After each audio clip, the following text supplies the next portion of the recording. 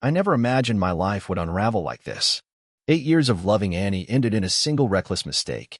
Last year, I cheated on Annie, my partner of 8 years, with a colleague named Jess. There's no excuse for what I did. The guilt was immediate and overwhelming. As the truth came out, consequences rained down swiftly. I lost my job, many of my friends cut ties, and I destroyed the love of a genuinely good woman. I deserved every bit of that fallout, and I never once sought sympathy for the pain I caused. Annie's response to my betrayal was absolute silence. She didn't scream or cry at me. She simply cut me out of her life entirely. One day, before I even realized she knew about my affair, she delivered all my belongings to my parents' house. There was no note, no confrontation, just the ghost of our 8-year relationship packed in boxes on my mom's porch. In one quiet gesture, Annie showed me that I no longer existed to her. Reeling with regret, I bombarded Annie with apologies. I messaged her repeatedly, hundreds of times, begging for a chance to talk, to explain how deeply I regretted everything. I reached out to mutual friends, asking them to plead my case. But Annie never responded. Not once. Her silence was devastating but understandable. I had broken her heart, and she owed me nothing. Throughout this, Jess, the colleague I cheated with, stood by me, albeit warily. In those early days after Annie left, Jess discovered the desperate messages I was sending to Annie. We had many fights about it. Jess was hurt that I seemed more focused on winning Annie back than on her. And honestly, she was right to feel insecure. I was a mess of remorse, clinging to the hope of fixing my past mistake. Then Jess became pregnant very quickly into our relationship. The news was shocking and scary, but it also forced us to make a choice. We decided to try to build a future together for the sake of our child. I committed myself 100% to Jess and our unborn baby. I stopped trying to contact Annie, stopped looking backward. I focused on earning Jess's trust, knowing I was on thin ice given my history. Over the months, I worked hard to prove that I was done with my cheating ways. I didn't so much as look at another woman. Slowly, things settled into a fragile peace. Jess and I prepared for the baby's arrival, and I hoped I could be a better man for my new family. Yet in the back of my mind, guilt and regret over Annie lingered. I had shattered someone I once deeply loved. Even though I was moving forward, I sometimes wished I could somehow apologize to Annie properly, or at least know she was okay. Little did I know, I would soon get that chance, and it would lead to the worst mistake after the mistake. A month ago, in the final stretch of Jess's pregnancy, fate, or something more sinister, intervened. I ran into Annie at a local shop, the first time I'd seen her in nearly a year. My heart nearly stopped when I spotted her. She looked well, though distant. I approached, unsure if she'd even acknowledge me. Annie was cold, but civil. Her eyes held a hardness I'd never seen before, which I suppose I earned. To my surprise, she initiated conversation by mentioning she had found something of mine. In a neutral tone, Annie said she discovered an old keychain that my grandfather had given me when I was a child. My grandfather died when I was young, and that keychain is one of the few keepsakes I have from him. Annie knew its sentimental value to me. I thought you might want it back, she said quietly. You can come by the house to collect it. I was taken aback.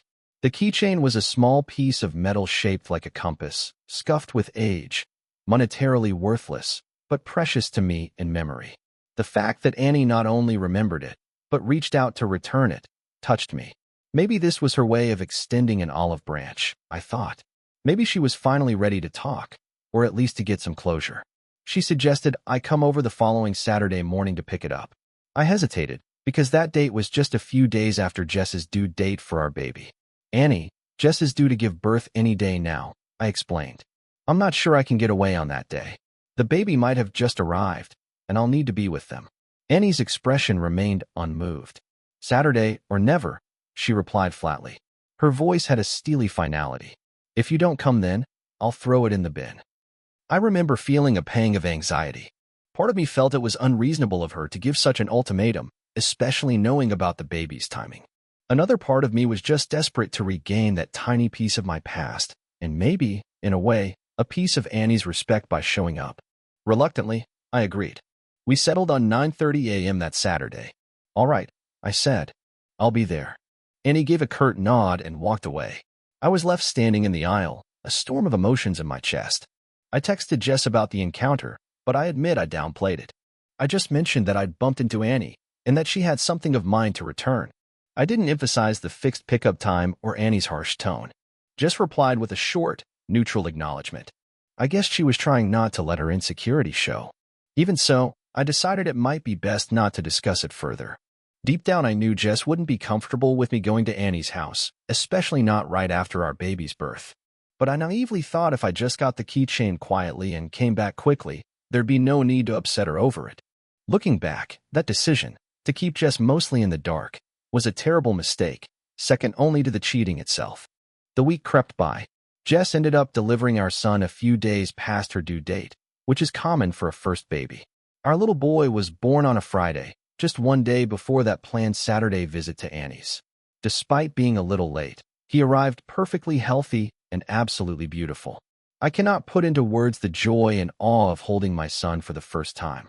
In that moment, I felt like maybe I didn't completely deserve this happiness after all I'd done, but I was determined to be a good father to him. Jess was exhausted but overjoyed as well. We spent those first few hours as new parents in blissful, if sleep-deprived, togetherness at the hospital. Saturday morning came, and our baby was not even 24 hours old. Jess was still in the hospital resting and recovering from the delivery, and our son was in the neonatal ward for routine monitoring. I had gone home briefly to shower and change into clean clothes before planned visiting hours. On my way back to the hospital, I remembered. It's Saturday, the appointment with Annie. I felt torn. The keychain wasn't more important than my son, of course. But Annie had made it clear this was my only chance to retrieve that precious keepsake. It seemed like such a small errand. Pick it up and be back to the hospital quickly. Jess was resting and wouldn't even know I'd taken a short detour. I convinced myself I could do this swiftly without causing any trouble. After all, I told myself, Annie just wanted to give back the keychain and possibly talk. Maybe this was a chance for genuine closure and forgiveness that could help me fully move on. So I went. I drove to the old house, the home Annie and I used to share. It felt surreal pulling into the driveway, a place filled with so many memories of our years together. My stomach was knotted with nerves. I kept checking the time, calculating how quickly I needed to leave to get back to Jess and our newborn. In my mind, I just grabbed the keychain and maybe have a brief polite chat. I certainly didn't anticipate staying long. At 9:30 a.m. sharp, I rang Annie's doorbell. My heart pounded as she opened the door. Annie greeted me with a neutral expression that softened into something almost like sadness when she looked at me. "Hi," she said quietly. "Hi," I replied, feeling suddenly self-conscious. I was holding a small gift bag of pastries I'd impulsively picked up from a bakery on the way, perhaps as a peace offering. "I brought you these, just as a thank you." She accepted the pastries with a polite nod and stepped aside. "Come in," she offered. I stepped over the threshold into what used to be our living room. The familiarity was overwhelming. The scent of her floral air freshener, the arrangement of furniture, it was like walking into a time capsule of our happier days. I noticed a box on the coffee table, and inside it, the glint of my grandfather's keychain. But Annie didn't hand it to me immediately. Instead, she gestured for me to sit. "I think we should talk about how things ended," Annie said softly. Her tone was calm, but her words took me by surprise. Annie hadn't spoken a word to me since the day she found out I cheated, since the day she disappeared from my life. Now she wanted to talk? Cautiously, I sat down on the couch. She sat in the armchair across from me, the box with the keychain between us on the table. For a moment, neither of us spoke. The silence was heavy. I broke it first. "Annie, I just want to say again how incredibly sorry I am. I know I apologized in messages you probably never read, but I need to say it to your face. What I did to you," my voice caught, and I forced myself to continue. "What I did was unforgivable.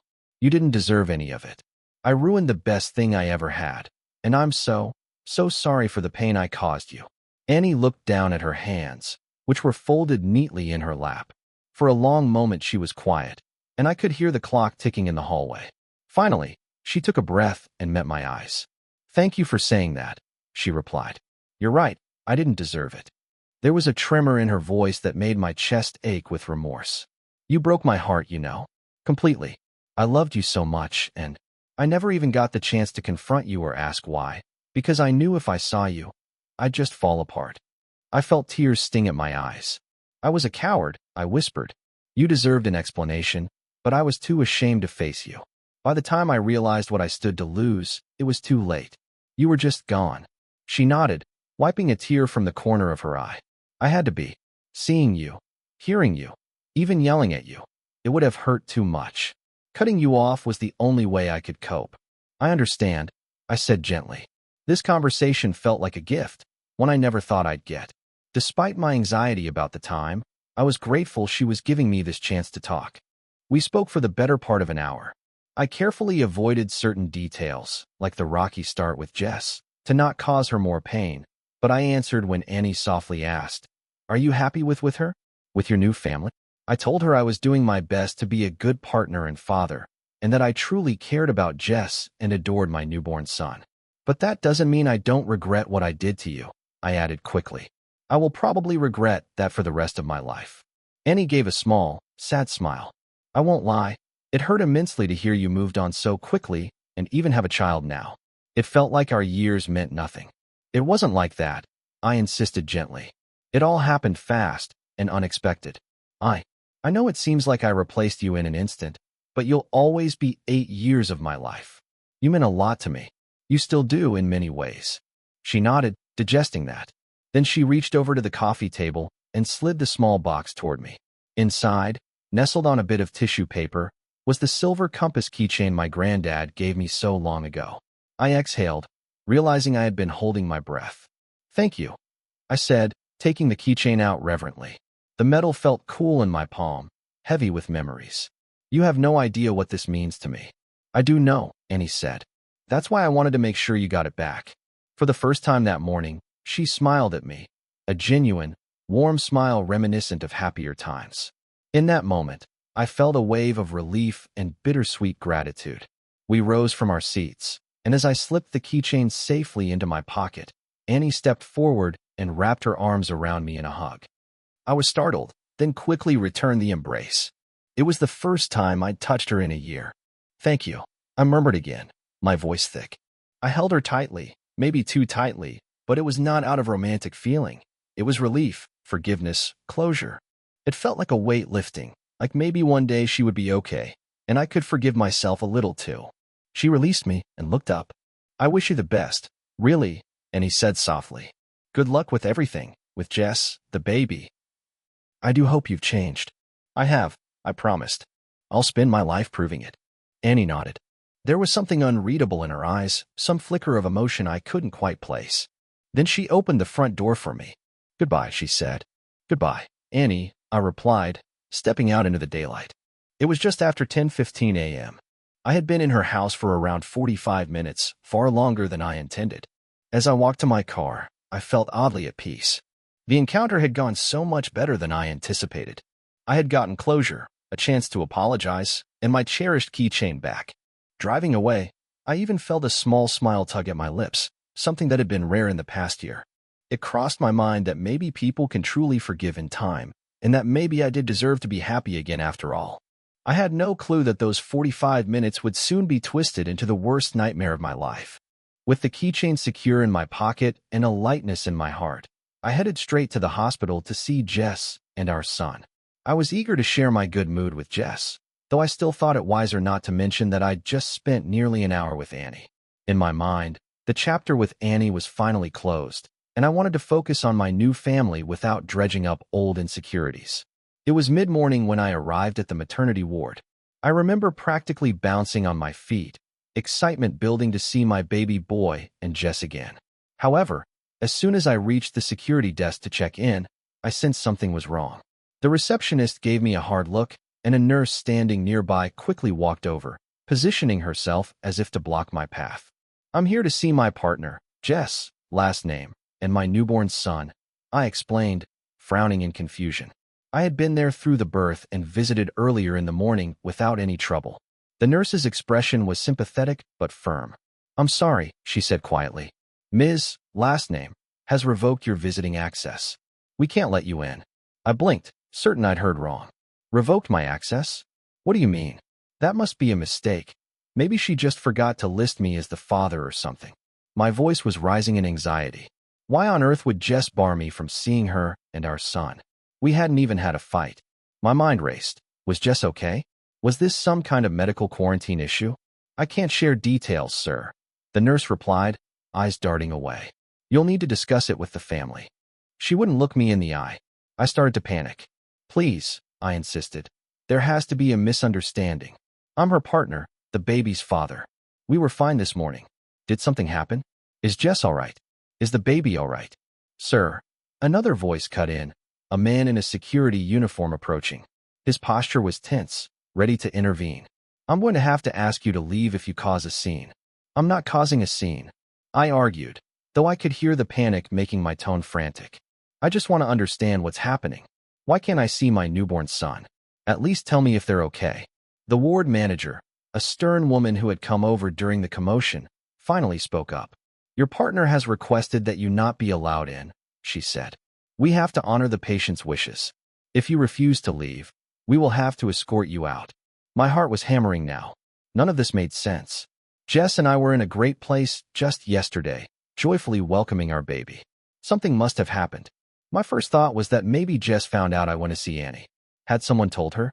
It seemed unlikely. Who would have known? Regardless, even if she did know, would she really jump to banning me from the hospital without a conversation? That didn't seem like her. Jess could be insecure, yes, but this level of reaction was extreme. I pulled out my phone and tried calling Jess immediately. It rang once, then went straight to voicemail, which told me my number might have been blocked. I tried her phone again and again, frantically, as the security guard watched me warily. No answer. I dialed Jess's mother, who had been at the hospital earlier to help her. It rang with no answer as well. By now, the ward manager was insistent. Sir, you need to exit the building now. You can call your partner from outside, but you cannot stay here. Anger and fear flared in me. I am calling her. She's not picking up. I snapped, tears of frustration in my eyes. Please, I'm just trying to see my baby. I haven't done anything. The guard stepped closer. Time to go, he said firmly. His hand hovered near my elbow as if he might grab me. I realized I wasn't going to get any answers standing here, and causing a scene could make things even worse. With no other choice, I left the hospital under the watchful escort of the security guard. I felt humiliated, terrified, and utterly confused. Outside, I sank onto a bench on the hospital lawn and immediately began dialing everyone I could. Jess again, her mother again, even a couple of our mutual friends who might know what was going on. It was a barrage of calls and texts fueled by desperation. I kept asking myself, what could have changed in just a couple of hours? Finally, a text notification popped up on my phone. It was from Jess's mom's number. My heart leapt as I opened it, hoping for some explanation. What I saw stopped my heart cold. It was a screen recording of a message from Annie. The recording played out a horrifying narrative I was utterly unprepared for. In the video message, there was footage from Annie's doorbell camera, timestamped that very morning. The clip showed me arriving at Annie's door at 9:30 a.m. and leaving around 10:15 a.m. The quality was clear enough to identify me. As I left, the camera caught Annie walking me to the door. The angle only showed us from about the shoulders down at first, then briefly our faces as I turned to hug her. The hug on the grainy footage looked intimate. My arms wrapped around her, our faces close. Because of the angle, it looked like we might have been kissing. In reality, it had just been a close hug, but on the video it was far too easy to misconstrue. Worst of all was the caption Annie had sent along with the video.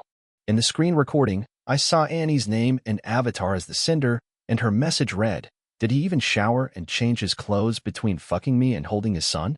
Congratulations on being stuck with him for the next 18 years. I hope it's everything you dreamed of." My blood ran cold and I nearly dropped the phone. I watched the video twice, 3 times, hoping I had misread something, misheard something. But no, it was all there. Annie had sent Jess, and/or her mother, a video implying I had just cheated on Jess that very morning with Annie. She suggested I'd gone straight from Annie's bed to the hospital to see our newborn. The pastries I had brought in hand might have even been interpreted as an overnight bag, or something on the footage. Who knows? It was devastatingly incriminating out of context. Now it all made sense. Jess had received this message, probably while I was still at Annie's house or on my drive to the hospital. She must have been utterly crushed and enraged. To her, it looked like her worst fear come true, that I would betray her with the very woman she always felt insecure about. And given my history, what reason would she have to doubt it? I had no track record of honesty to stand on. I realized Jess hadn't confronted me or asked me about it. She had simply taken immediate action to protect herself and the baby.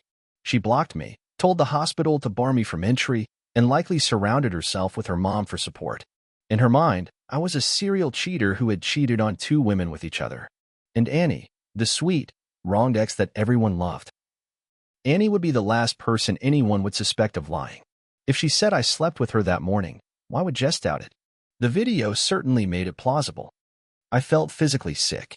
My hand shook as I tried to compose a reply to Jess's mom, who had sent the recording, presumably at Jess's behest. I started typing out a rambling explanation. This is not what it looks like. Please, I swear I didn't sleep with Annie. Yes, I went to get my keychain, but nothing happened. I was typing and deleting, my thoughts a frantic jumble, when I saw another notification flash by. It was an automated email from the hospital, informing me that as a non-married father, my access to the maternity ward had been revoked as per the patient's request. It was all official now. Jess had truly shut me out. I can't even describe the cocktail of emotions coursing through me. Rage, panic, heartbreak, terror. This couldn't be real. Annie had set me up in the most cruel, calculating way. She had recorded me coming over, probably planned the exact timing knowing I'd have to come that Saturday, knowing the baby was due, knowing exactly how to spin it. And I walked right into it like a fool. I tried calling Jess's phone again and left a voicemail this time, pleading for her to please talk to me, that there was a misunderstanding. I said, voice shaking, Jess, please, I did not cheat on you. I was stupid to go see Annie without telling you, but I only went to pick up something I left there. I was there less than an hour. Yes, I talked to her, but only for closure. I know how it looks, but I promise nothing happened. I would never do that to you and our baby. Please, please call me. I love you. After leaving the voicemail, I collapsed back onto the bench, burying my face in my hands. It felt like the world's cruelest joke. I had truly been faithful to Jess, but because of my own past and Annie's vendetta, I was being punished as if I'd cheated in the most heinous way imaginable. The next hours were a blur of frantic action on my part. I raced back home to get my laptop, thinking maybe I could email Jess if calls wouldn't go through. I drafted long emails explaining everything in detail, recounting my encounter with Annie moment by moment. But I didn't even have an email address I was sure Jess would check in that state. She wasn't exactly going to be checking work email on maternity leave. I sent messages on every platform I could think of. WhatsApp, Facebook Messenger, even though I knew she almost never used those. I tried reaching some of her close friends to ask them to intervene on my behalf. Most of them ignored me. Some were longtime friends of Annie's as well, who probably already heard Annie's version and thus thought I was scum. One of Jess's friends finally answered my call, only to say that Jess had told everyone she wasn't ready to talk and that I should respect her space. I tried to tell that friend my side, that it was a lie, but I could tell she didn't believe a word of it. I think you should just own up and leave her alone, she said coldly. She just had your baby and you do this? Unforgivable. Nothing I said made a difference. In a last-ditch effort, I decided to send one more message to the source of this nightmare, Annie. I doubted she would read it, since she had blocked me everywhere after the breakup. But since she had managed to send that video, I thought maybe she unblocked me temporarily. I found her number still blocked on my phone, so I used a different phone, a spare work phone I had, to text her. My message was filled with raw anger and confusion. Why are you doing this, Annie? We talked this morning. I thought we found closure. I apologized. You said you wished me the best. Was all that a lie? Why would you go and tell Jess I slept with you? You know that's not true. Please, I am begging you to tell her the truth. You already got your revenge by leaving me. Why this? I sent it, not expecting a response. But to my surprise, the reply came just a few minutes later. Seeing her name pop up on that phone made my heart leap, thinking maybe she felt guilt or remorse. That hope was shattered as soon as I read her text. I'm not going to let you play innocent this time. Maybe you deleted all our messages from the past few months, but I haven't. Enjoy the consequences. Goodbye. I stared at the words, mouth agape. Messages from the past few months? My blood turned ice. Annie was claiming that we'd been in contact for months, something that absolutely never happened. After she dumped me, I hadn't spoken to her at all until the encounter at the shop. What messages could she possibly be referring to? The only explanation was that she was concocting fake evidence to further back up her story. Maybe she kept the desperate apologetic texts I sent right after the breakup from a year ago and was twisting them, or she outright fabricated new messages. The mention that I may have deleted them implied she intended to show Jess or others a one-sided story of me pursuing her or having an affair behind Jess's back for some time. Before I could even formulate a reply, Annie blocked that number too, I saw the delivered status vanish, and my next text bounced. She'd said her piece and disappeared again, leaving me in a stupor. It was at this moment I realized the full breadth of her plan. She had waited in silence for nearly a year, then struck when my life was finally stabilizing. She chose the one moment that would inflict maximum damage, the birth of my son, when a cheating betrayal would cause the greatest explosion of pain and chaos. And she executed it perfectly, without a trace of hesitation.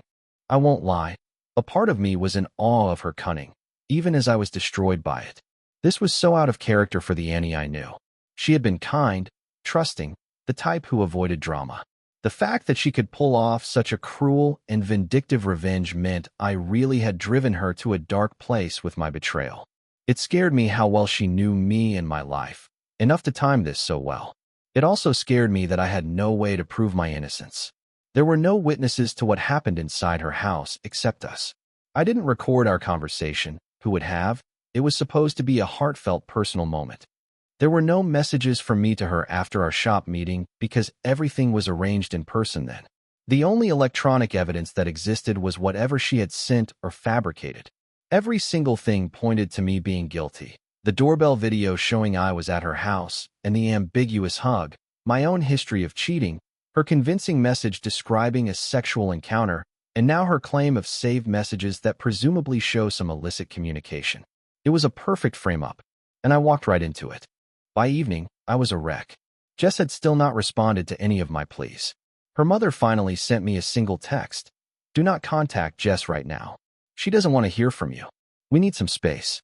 Focus on yourself. We will reach out when and if she's ready. The icy formality of it hit me hard. It was over. In the span of a day, I'd gone from a new father engaged to the mother of my child. We weren't married, but we discussed getting engaged after the baby's birth, to a pariah who wasn't allowed to even see his newborn. I called my own parents in tears, telling them what happened and begging for their support. But to my shock, even my mother didn't believe me. She listened in stony silence as I tried to explain that Annie had set me up. At the end, the only thing she responded with was a weary, disappointed question. Why on earth would you ruin your life with a baby with Jess when Annie was willing to reconcile with you? That hurt more than I can describe. My mother assumed that Annie's message meant Annie had been open to taking me back. Perhaps the hug or the fact I was there made Mom think that. In Mom's mind, I blew a chance to reunite with the good woman I had lost, and instead I trapped myself with a new baby with someone else. The implication was that not only had I cheated again, but I had also been stupid for not crawling back to Annie. It was twisted and wrong on every level, but I couldn't convince her otherwise. My own mother thought I was lying to cover up having sex with my ex on the day after my son was born. I ended that call feeling totally alone. She offered no comfort, no faith in me. And that apathetic scolding was, as I grimly realized, the most supportive thing she'd said to me since Annie originally dumped me. Dad stayed out of it, as he usually does, probably just shaking his head in disappointment on the other line. I had a few friends left after the initial cheating scandal, only a few who hadn't ostracized me. In my desperation, I reached out to them as well, telling my side and begging for help convincing Jess of the truth. But these friends were cautious. They hadn't been thrilled with my cheating in the first place, and though they stuck around, it was more out of long friendship than approval of my actions. Now, when I told them, it's not what it looks like, I didn't actually cheat this time, I could hear the skepticism. Not a single one outright said they believed me. Instead, I got responses like, "Man, this is really messed up. I don't know. It looks pretty bad. Why would Annie lie about that? And if it isn't true, I hope you can prove it somehow. But you have to understand why Jess wouldn't trust you." I do understand why Jess didn't trust me. That's the worst part of this. I can't even blame her or any of them for thinking the worst of me. I gave them every reason to doubt me because of my past behavior. Annie knew that and exploited it masterfully. In their eyes, Annie has zero motive to lie, while I have the clear motive to lie to cover up cheating. They all believe Annie is a victim of me who decided to expose my continued infidelity, not that she orchestrated a lie to punish me. By the end of that awful day, I was left with no partner, no baby, very few sympathetic friends, and even my family was ashamed and distrustful of me. I sat alone in my silent apartment. I had moved in with Jess, but obviously couldn't go back there now. I found myself at a tiny one-room place I'd rented after leaving the hospital. The crib we had bought together, the stack of newborn diapers, the little clothes, All of it were at Jess's home, where I was now unwelcome. I stared at a photo of my newborn son on my phone, one I had taken right after he was born, and sobbed like I have never sobbed before. It felt like my heart had been ripped out of my chest. I kept replaying everything in my mind, wishing I had done so many things differently. If only I had told Jess about going to Annie's house. Maybe she would have been upset, but at least when the video came through, she would have already known about it and heard my side. If only I hadn't cheated on Annie in the first place. None of this chain of events would have ever occurred. If only I had insisted Annie give me the keychain some other way, met in a public place, or picked it up from her mailbox. But I was too sentimental and stupidly trusting in that moment to think of that. If only I had noticed a red flag in Annie's behavior. But she was so composed and kind during our talk. I never suspected she was recording me from the door or plotting revenge. Regret after regret, spinning in my head. But it was too late for all of it. Now I'm living a nightmare. Everything is ruined.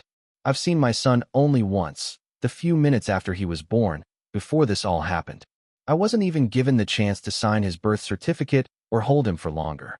Jess is not speaking to me and refuses to let me near her or the baby. I can't blame her.